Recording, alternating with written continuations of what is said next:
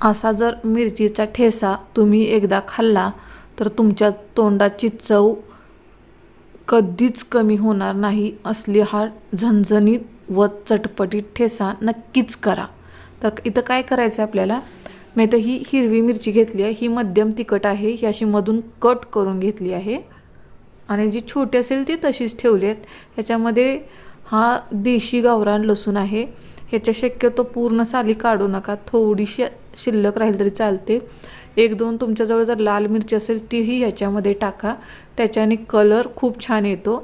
आता इथं मी लोखंडी कढई घेतली आहे. तुमच्या जर का दुसरी कोणती असेल तीही चालेल, खरं शक्यतो लोखंडी कढईमध्ये केल्याने ठेसा अप्रतिम लागतो.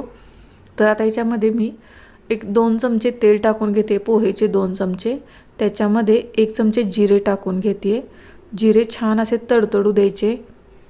जिरे तडतडल्यानंतर त्याच्यात एकदमच मी आता आपली मिरची आणि लसूण टाकून घेते. वेगळा वेगळा टाकायचा नाही, दोन्ही एकत्रच टाकायचं.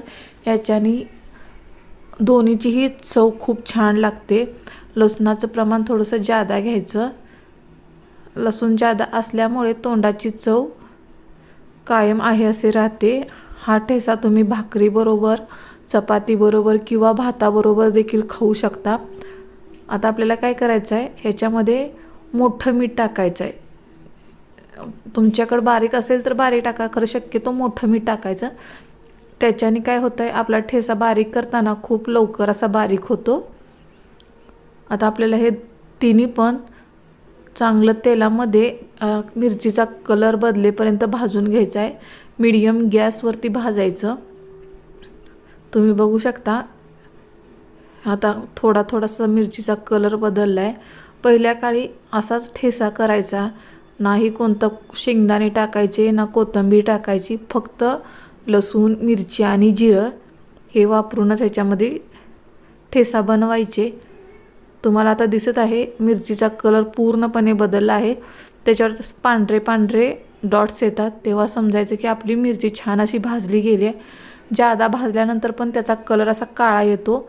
त्याच्यामुळे ही आता मिरची जी भाजली आहे ती एकदम बरोबर अशी भाजली आहे.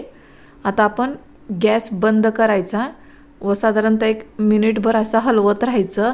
नंतर सगळा जिरे लसूण असं एकत्र करून ठेवायचं.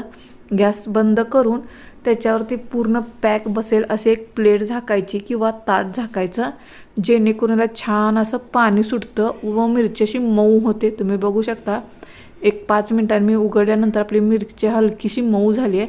आता आपल्याला ही मिक्सरवरती बारीक करायची नाही, असं की आता फुलपात्र किंवा तुम्हाला जे भांड्याने असं ठेसा त्या कढईमध्ये करता येईल असं तुम्ही घेऊ शकता. इथं मी छोटंसं फुलपात्र घेतले, त्याच्याने हाताने डायरेक्ट मी कढईतच हा ठेसा तयार करते. तुम्हाला जर खलबत्त्याचा वरचा दगड असेल तर त्याच्याने देखील तुम्ही करू शकता. फक्त एक साधारणतः 3 ते 4 मिनिटात आपला ठेसा तयार होतोय. तुम्ही बघू शकता 1 मिनिटभरात मिरच्या आपल्या बारीक व्हायला लागलेत. आता मी सगळा असा ठेसा हातानेच बारीक करायचा, ह्याच्याने चव खूप छान लागते. मिक्सरवरचा ठेसा तुम्ही करूही नका आणि खाऊही नका. तुम्ही बघू शकता एक साधारणतः 2-3 मिनिटात आपला ठेसा पूर्णपणे तयार झाला आहे. तुम्हाला जर माझी ही ठेस्याची रेसिपी आवडली असेल तर माझ्या चॅनेलला लाईक, शेअर अँड सबस्क्राईब करा. धन्यवाद.